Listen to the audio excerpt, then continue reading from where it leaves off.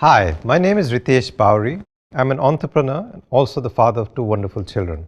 Interestingly, I'm also someone who's almost died 14 times in my life. From being in a near plane crash to being lost in a jungle, I've seen it all. 7 years ago, I experienced what was hopefully my last near-death experience. I just turned 40. I was diabetic, I was hypertensive, had always suffered from asthma, and I had acidity for at least 20 years. Thanks to the intervention of Professor 𝐕𝐻𝐈𝐍, I was able to reverse all these conditions in 90 days. I was hooked. I had to learn more. Since then, I've read thousands of medical journals and hundreds of books. I've certified myself in physiology from the Harvard Medical School and in nutrition from the Tufts Medical School. I just had to understand what was happening in the human body. I've started Breatheagain, a platform dedicated to helping people live a very long and a very healthy life. We've been able to impact thousands of people, reverse lifestyle conditions. You know, the really interesting thing is that even the World Health Organization calls lifestyle diseases potentially reversible. Are we saying that if you just simply made some lifestyle changes, 7 of the top 10 reasons why we're dying could be reversed, or at least the risk could be reduced? To find out more, I put together the Ritesh Bawri Show, where we talk to experts and regular people, understand from them what's going on with their lives, and how all of us can live a very long and a very healthy life. Welcome to the show, the Ritesh Bawri Show.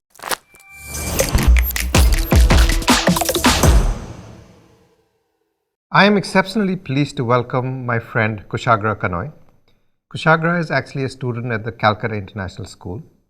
At the age of 8, he developed a passion for squash, which is actually sustained for the last 8 years. You know, this new generation of children are exceptionally bright, exceptionally motivated, very focused, very clear on what they want to do in their lives. But even within that group, Kushagra is that 1%. His passion, his dedication, his motivation to do whatever he's doing is truly exceptional. Every single time I meet him, I learn something new. Every time I meet him, I actually take away something from the conversation. So today it's my proud privilege in many ways to welcome Kushagra. We're going to unwrap who he is. We're going to unwrap what drives him. We're going to understand his routine. We're going to understand his mindset. There's a lot to learn. So definitely stay tuned. Listen to this conversation.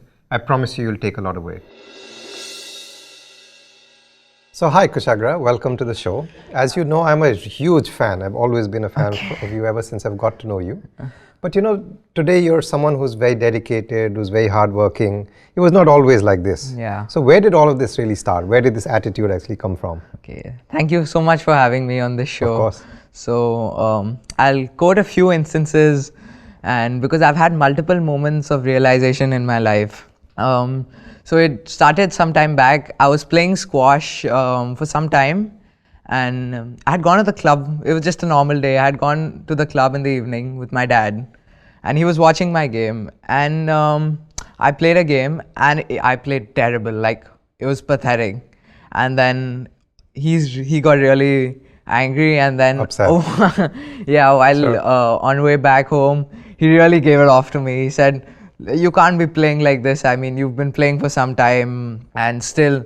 So I think that was a moment of realization. I thought to myself, like, I'm lazy, unfocused, and I've got so much more potential that I can put into this game. Sure. So that's when I started working harder. And How old were you when this happened? I think I was around 12. Okay.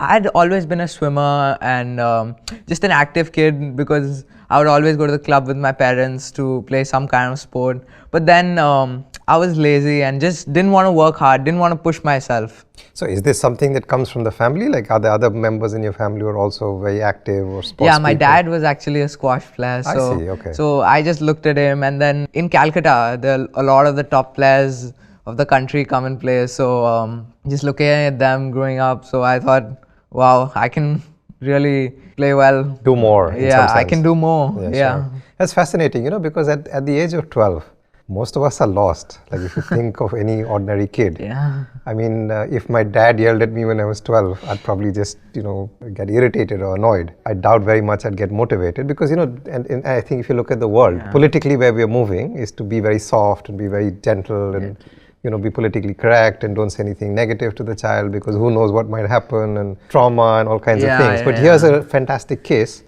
of someone actually having said something negative that translated into actually motivation. Yeah, because then I was kind of sad, but then it gets you realizing and you think about your life in a different way after you look back, and then you're like, oh, maybe it just happened for a good reason. Sure, absolutely. Yeah. So this notion of, spare the rod and spoil the child, in some sense being applied to you, sort of giving you some negative feedback. I'm sure your dad must have seen tremendous potential in you. Yes, he did. And that's why he was sort of annoyed or upset.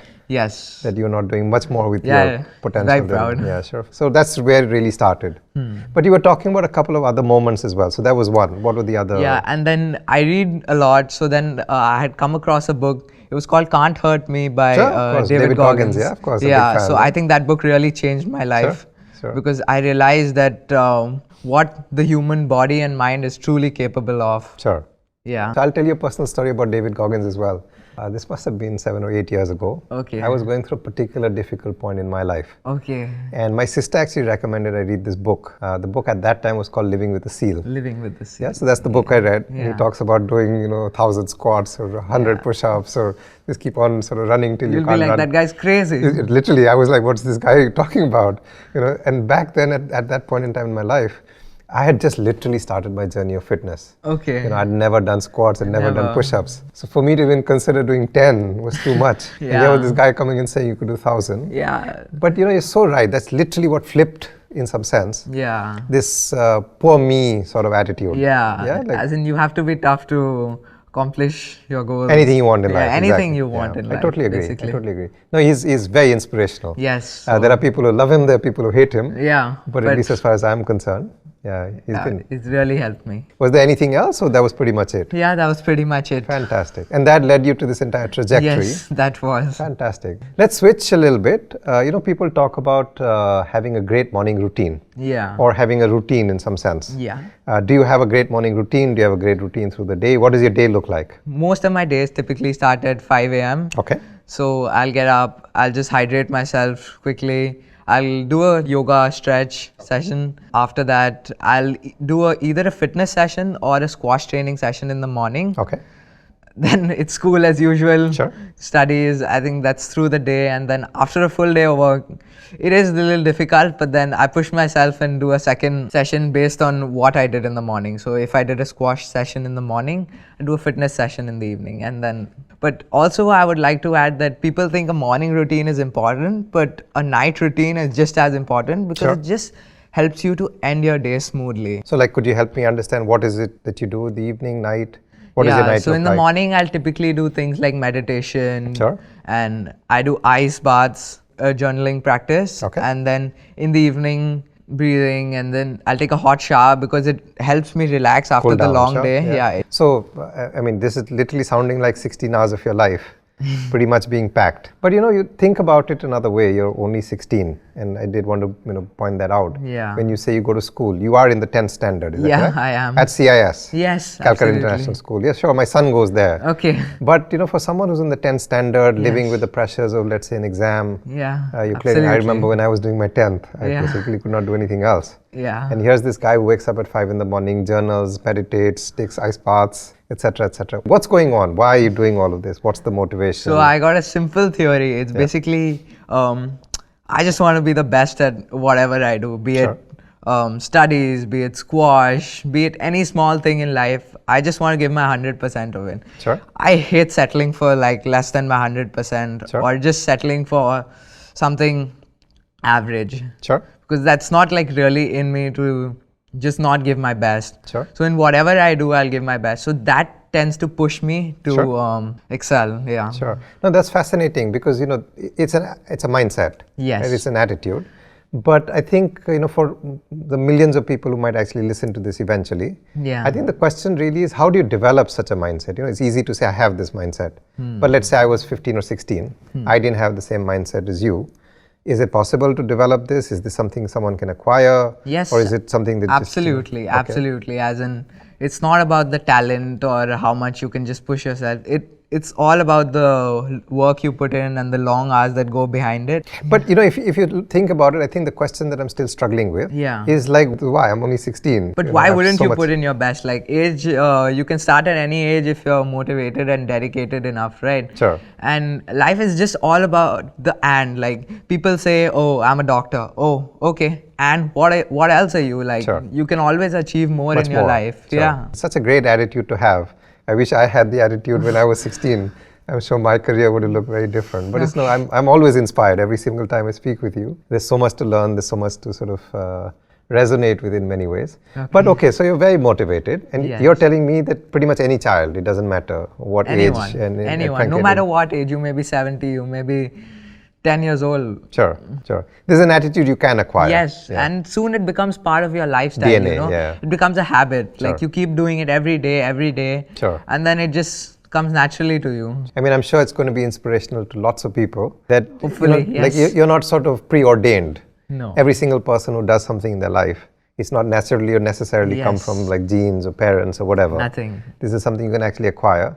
And if a bunch of people in one single incident at a squash court can flip, the switch for you, then I suppose it can happen for anyone. Talent is absolutely not required in any field of life, basically. You develop talent with all the hard work, and you need to be consistent. It's not like you go out there and work hard maybe one day, 1 week, then next week you're sitting on the couch. You have to do it consistently to see the results. And you have to be patient. Like it took me around 4 years to actually get to the point where I was comfortable with what I'm doing. What you were doing. Yeah. That's such a powerful message. It's such a powerful message. They just keep on grinding, keep on grinding. Absolutely, yes. I read something else that was similar, and that's actually a philosophy or motto that I follow. Okay. Which kind of roughly translates into one step forward. And it comes from anyone who's trying to learn how to run. Okay. So when you're trying to learn how to run, obviously I had no history of anything physical. So when I first started running 100 steps was difficult. But I think the philosophy that sort of got ingrained in my head was one more step. Just one more step. Just take one more step. Every day you do a little bit more. Exactly. And every day is a new day to learn and grow. So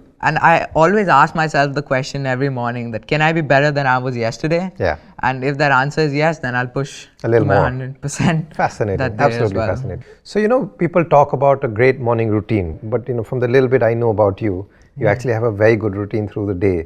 What does your day look like? What's the morning look like? What does the evening look like? What do you do? So a lot of the times when we speak about morning routine, something that gets missed out a lot is the evening routine. Sure. So that's really important in my opinion because it just helps you to end your day smoothly and get prepared for the next day. So what my typical evening routine looks like is after I come back home from my game, I'll have a hot shower because it just helps me to relax before bed. Sure. And then I'll do some breathing and then a little bit of meditation again. And then I also note down what I did through the day. I'll analyze what went wrong through the day, what went right, what I did well, and what's to learn from the day that just happened. Actually, you've said so many things in that sentence or statement that you made. So let's just go back to the morning. Okay. You talked about meditating in the morning. Is there a particular form of meditation that you're doing? Is there a way? Yeah, so I typically stick to something where I'll sit down and then I'll just say some affirmations in my head. Okay. And after which I go through a phase of just sitting and just concentrating in the present moment. Now that's a very powerful point again. We'll definitely come back to this present moment sort of concept. Yeah. I think there's a lot to learn from sort of being present. So that's the way you're meditating. Yeah. And then you talked about the ice bath. Is that what you said? Yeah, just cold showers.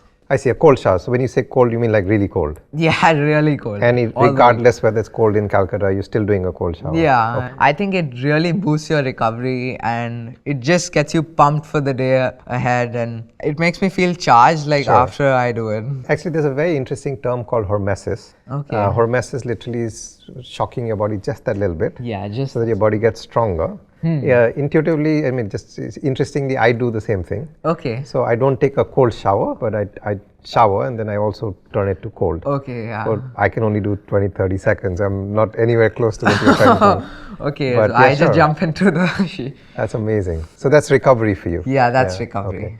And then you talked about going to school. You are in the 10th standard at the Calcutta International School.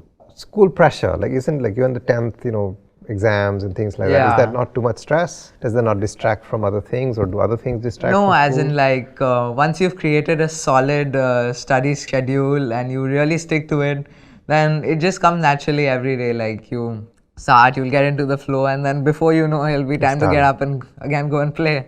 So in some sense, you're talking about making compartments. Yeah. So there's a morning compartment, there's a school compartment. That's time blocking and just compartmentalizing your day. Yeah. And you find yourself able to do this really well. Yes, because I've managed the time in such a way, so it gives me a balance of playing as well as studying. Right. As well as some chill time. Sure. And so if you said, I'm going to do X between 10 and 12, that's it. You're just doing X between 10 and 12. Yeah. That's interesting. At this age, that's really incredible. That's totally incredible. But, going back to your night routine, you talked about sort of unwinding. Yeah. And then you talked about sleep. I think both of them are really important. Absolutely. And I think there are a couple of things to also think about. One very interesting thing I learned about was the play of light. So counterintuitively, we are actually turning on the lights at night and turning off the lights in the morning. Okay. But what I learned was actually you're supposed to turn on the lights in the morning and turn down the lights towards the night, because that's how your body's unwinding. Melatonin, your sleep hormone, gets produced when there's low light. And then if you add the shower and you add the sort of relaxation, meditation, all of that, you're preparing yourself to sleep better. But how many hours are you sleeping then? Like 2 or 3, or how many hours? No, absolutely not. That'd be killing my performance. I sleep 8 hours a night every single day. Okay. It's 9 p.m. that I go to bed and 5 a.m. that I wake up every That's day. really interesting, because when we were growing up, and I think particularly when I went to the US, there was this concept about just working through the day, working through the night, spending 20, 22 hours a night. Because I think that just doesn't make sense, because what sleep does is whatever you've done throughout the day, I think you consolidate whatever you've done in your sleep. Sure.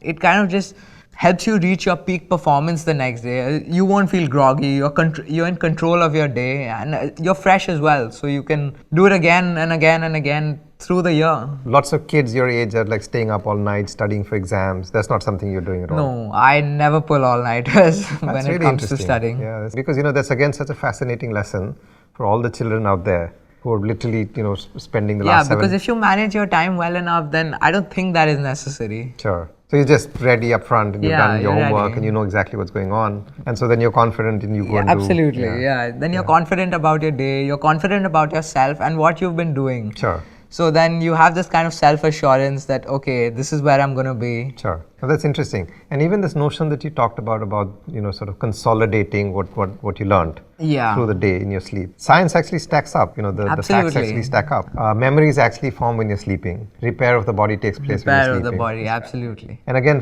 for someone at your age to already have been self-aware of the importance of sleep, it's fascinating. I think it's such an inspirational story for all the people out there, young or old. Yes. Because, this is not a child thing, whether you're 10 or 60. No, absolutely You need to sleep. Yeah, absolutely. Yeah. So whatever you're doing, go to sleep, people, because it's really important that we sleep 8 hours a night. Awesome. So let's turn to another subject, actually a personal favorite of mine, nutrition. Yes. What is nutrition for you? What are you eating? What sorts of supplements are you taking? Okay. How much are you eating? Yes. And how often do you eat pizza? I think that's a question that lots of people would love to know. Yes. So I love to use this analogy when I talk about nutrition. Sure. So you should think of your body as a race car, a high-performance race car. And to that car, you wouldn't be putting in cheap quality fuel, right? Sure.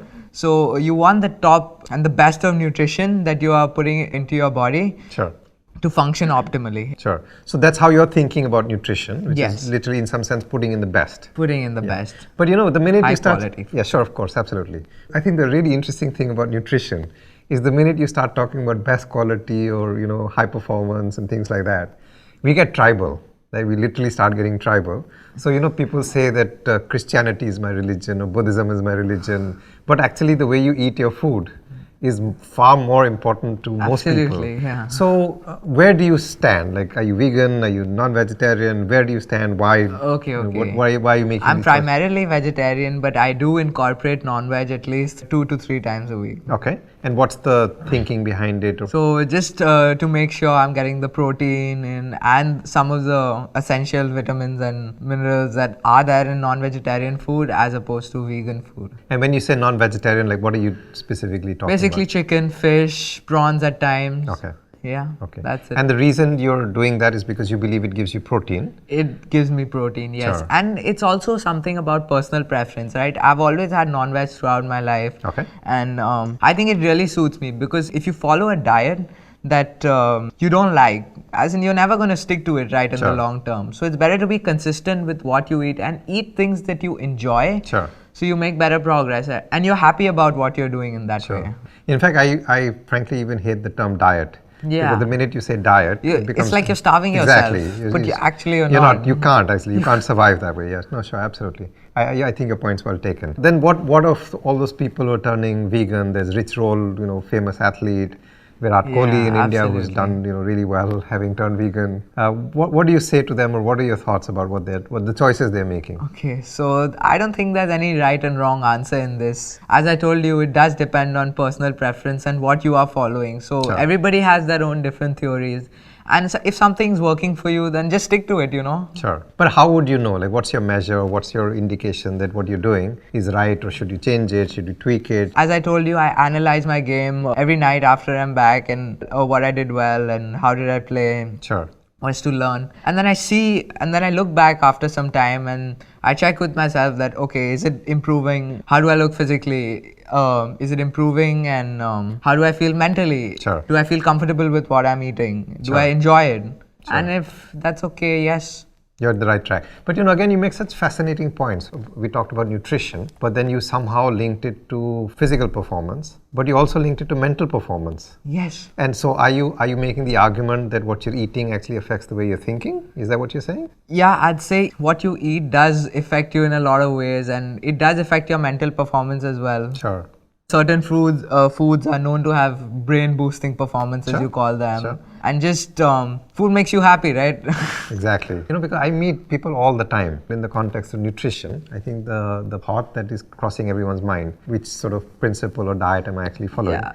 But you bring such a refreshing sort of frame of reference. Yeah, as in I just like to keep it simple every time somebody brings up nutrition, because people just try to complicate it these days, and there are so many fitness influencers in the world. Yeah. So, and everybody has their own theory. Some will go keto and Mediterranean and all these different kinds. But it's at the end of the day, you need to keep it balanced and simple and see what's working for you. Right. So you can't just go and copy somebody on the internet and say, okay, he's doing that. Okay, I'm just going to blindly follow him. Now again, such a powerful statement, for someone at your age to almost in some sense say, no, I'm not going to get influenced by the influencer, and sort of craft my own religion, if you will. Absolutely. And do what is actually working for me. Yes, social media is very powerful these days. As in, on any given platform, you can learn any skill basically from scratch. And with practice, you can eventually master it. So, and on the internet, you see these different people inculcating several habits into their life and what kind of attitude they are cultivating. And then you see, and then you try to incorporate that in your life, and you check whether it's working for you. Sure. It's really fascinating. Actually, the philosophy that you're describing,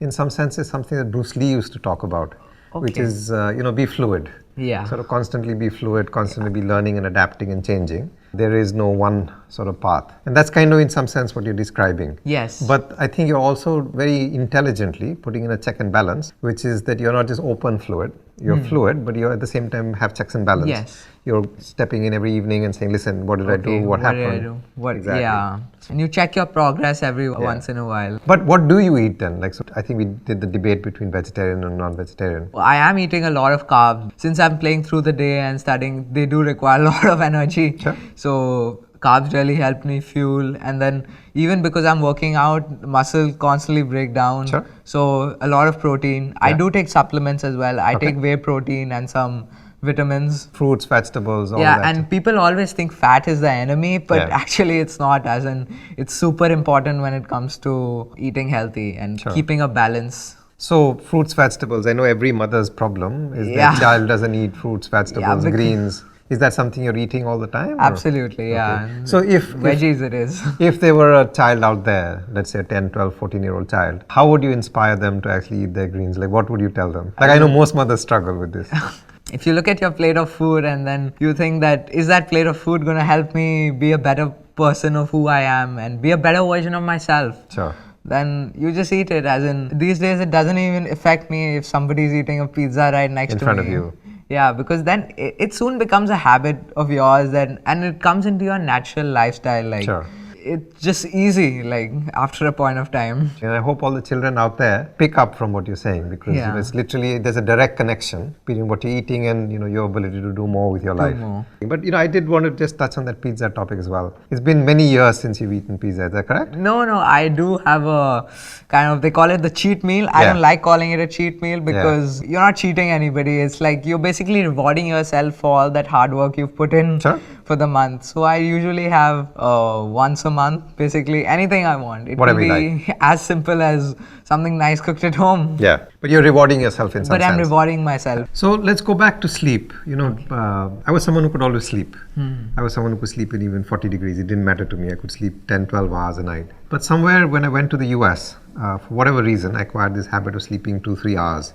I think the thesis was that, lazy people sleep and you're competing with the world, and how can you sleep? And, alpha male, you need to spend like grind the night away and grind the day away and then go back and grind the night again and sleep a couple of hours. So I think somewhere I acquired that, sort of mindset of sleeping only a couple of hours. But talk me through your sleep routine. You mentioned you sleep 8 hours. Yeah. So what is your sleep routine? How do you ensure that you sleep 8 hours? Lots of people struggle. Yeah. What do you do? So I usually set an alarm on my phone for 8:30 sharp, where I just shut off everything. I'll shut off my phone, I'll shut off my laptop, and whatever it is, I'll just get into my room. I'll shut the lights, I'll keep it dark, and then before I do all this, I do take a hot shower. Okay. Which I think really helps me to unwind and relax. After which I'll do a little bit of meditation and some breathings.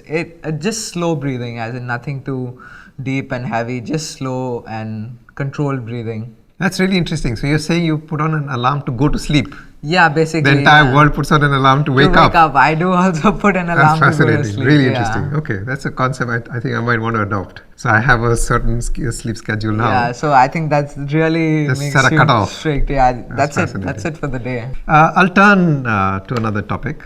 So what I've learned, I think I've learned this the hard way. It was not something that I intuitively knew. That at the end, a lot of this is in the mind. And you've talked about so many things. You've talked about mindsets, you've talked about attitude, you've talked about discipline, you've talked about compartmentalizing. Ultimately, all boils down to your mind. How are you able to sort of regulate the way your mind is functioning? So what have you done? Like, is there something you've done? Is there a routine? Have you learned something from someone? Okay. What sort of influences the way you use your mind? So the way I like to think about it is to allow your mind to just flow freely and function optimally, is just stay in the present moment. Like all the time our mind just wants to dwell in the past, like, oh, that shouldn't have happened in my life, that shouldn't have happened, and even in the future, like, I don't know what's going to happen tomorrow, I don't know if I'm going to clear that exam, I don't know if I'm going to lose 7 kgs in the next a month or so. So it's best to stick to, if you can see your next step, then just take it. As in, don't look at what the ultimate goal is, because that road may look really dark, but if you can see your next step, then just take it. This is actually what they teach you in the Gita, and for a 16-year-old child to be saying this to me is just absolutely fascinating. Where did you acquire this sort of thought or mindset or approach, or where did you read about it, learn about it? Social media and books as well, I would say, because I see these people on social media and the way they talk about how your mindset should be, and just like kind of they mentor you in a way to allow flow in some sense. Yeah. It's funny because most people think of social media as this evil influence. Yeah, but it's not always like that. Yeah. And even books, they're so powerful, as in you're reading basically someone's life experience practically for free, right? The 10 years of experience that goes into reading that book. Yeah, sure, absolutely. Is there anyone in particular on social media that you're sort of particularly fond of that maybe could inspire others? It just could be anyone, you just see what they're doing and then you see, could that work for me? And then you just incorporate it and see, okay, that is working for me. What more could I add into my life? Yeah, again, so interesting, because what you're saying is it's not like a big name, but it's just someone with an interesting point of view that you're then incorporating into your life. Really, really interesting. So you're talking about being in the present moment, which I think obviously is extremely important. I think we've talked about this a little bit in the past as well. Literally just taking one step forward, not worrying about what happened, not worrying about what's going to happen.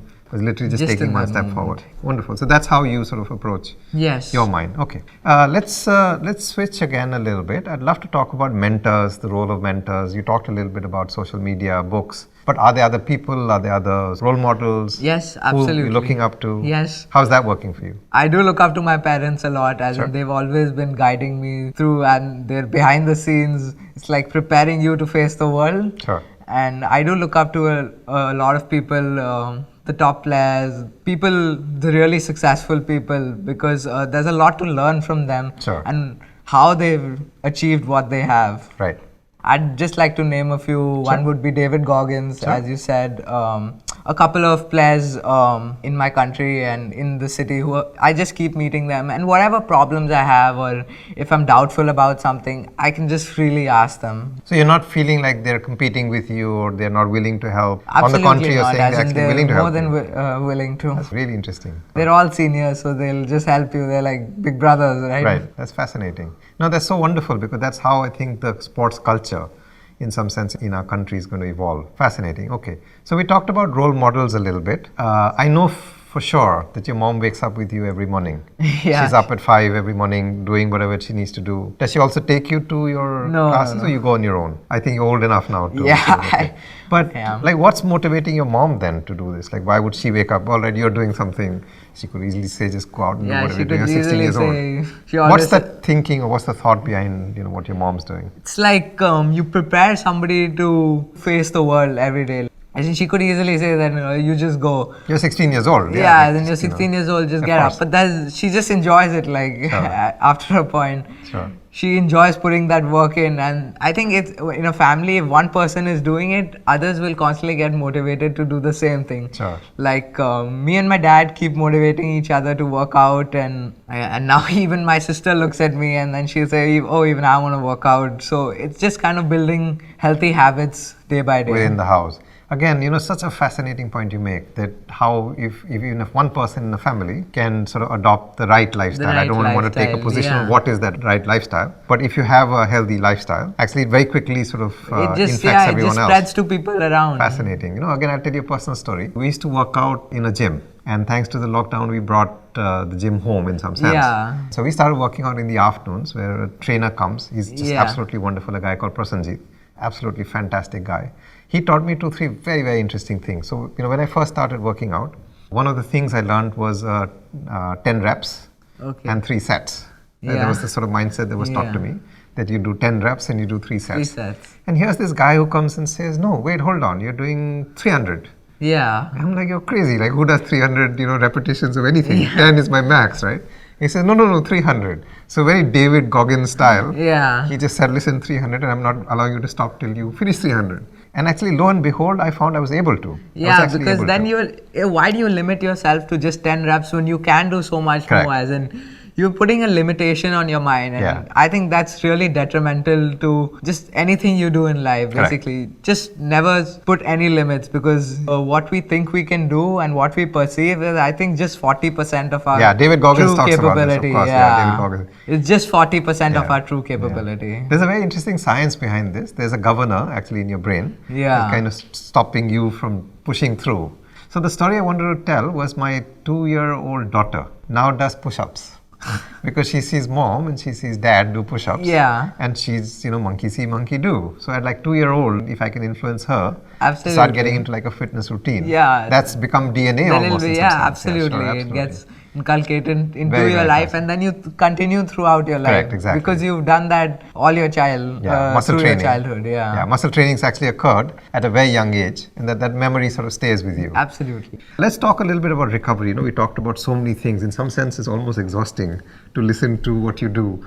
You wake up and you meditate, and then you go to school and you come back and you're doing X, Y, Z, and whatever. There are lots of theories out there about recovery. Right? So there is, red light therapy. You talked about the ice baths. You talked about the hot bath. You talked about breathing. There's so many things. It's endless, It's endless. After literally. a point of time, you will get confused on what to do. But you just kind of keep it simple and do something which you'll be able to stick to every day. Sure. So it's very popular now. It's called the Wim Hof method. Sure. So it's a great way to get you started. Like, I did follow for quite a while, and I do try to implement it into my daily life. Sure. So the breathing that he talks about. The breathing which he talks about, the power breathing, just oxygenating your body, and then you have the cold exposure, which is great. So what I learned was apparently there's a guy called 𝐕𝐻𝐈𝐍 out of Russia. And a lot of these people are now talking about Wim Hof's obviously become one of the more famous and popular ones. They have actually adapted a version of what 𝐕𝐻𝐈𝐍 used to talk about. He was Russian, and he came up with these theories about breathing. And I'm a big sort of believer. It's something I practice. So a lot of the breathing practices that he advocates is something that I do myself. So that's kind of what you're doing. But if I was to ask you, top 3, 4, 5 things to do for recovery, anyone who's living, let's say 1/3 the active life that you're living, what should they do? Absolutely. Sleep. I'll be the top of, if you're not doing anything out of the list, just sleep well. Okay. As in, hydration is absolutely critical, as in, you need to be hydrating every once in a while, like every hour or so. Okay. Because you're sweating so much when you're playing and being active, so you constantly need to replenish it. Sure. And some kind of breathing for sure, because it helps you calm down and be more present. So it does help you mentally as well. And cold exposure. Okay, so those are your top 4, let's say. And if I'd give one more, it has to be nutrition. I think nutrition would come, at the top of the list, because it's so important to fuel your body the right way. Correct, yeah, sure. Where did the journey really start from? Like, how did you start? Yes, so my nutrition journey started in the year of 2018 when I had come and met you. This fat boy who was lazy and unfocused, and who couldn't think of not even having like something from outside, even like once a week not having, because I was eating junk food like 7 days of the week, rubbish nutrition, and I had practically no idea. I had done no research. But then after I met you, it was like a moment of realization, and just my eyes opened towards how our body works and nutrition in general. So after that, and it wasn't like a change, like the next day I went home and everything I was changed. Like, boom. Sure. Everything, I'm a new person. So it was a very gradual change. Yeah. It took me around 6 months to actually fully implement the change. Sure. Finally, I also want to talk a little bit about your career choices. You're 16. Yes. This is the point in time when you start then sort of deciding what you're going to do with your life. Is squash going to be your life? Are you going to do something else? Where are you? What's the sort of direction that you're I'm in class 10 right now, and I've taken up and I've chosen to go with science, and I've considered taking medicine in the future. I see. So what does this mean? This means you become a scientist, become a doctor? A doctor. Doctor, okay. Again, I think whatever you do, you'll excel because you'll bring that same mindset. The same mindset, as in squash has always been my backbone in life, as in it's what helped me cultivate these skills throughout my life, and it'll always continue to be that passion of mine that I'll always go back to, at the end of the day. Sure. Well, I think personally, whether you become a doctor, you become a squash player, or frankly become an airline pilot, it doesn't matter. You'll be one of the best, doing it out there. I think that's just the mindset you bring. Thank you. But it's been a fascinating conversation. I think there's, so much I've learned from sort of interacting with you. I wish you great success. I think you're a remarkable person. I think very few people at the age of 16 have half the aptitude and half the attitude that you sort of possess. So if there are schools out there that are looking for bright students, people who do really well, grab this guy, because I think he's going to do really well. Thank you so much. I think he's truly exceptional, and I've always been a huge fan. So I wish you great success, and really thank you for coming on the show. You are the person who's kicking this off for us. Okay. You're the first person. Thank you so much for having me. It's an absolute honor and privilege. Sure. Lovely. Really enjoyed chatting with you. Thank you.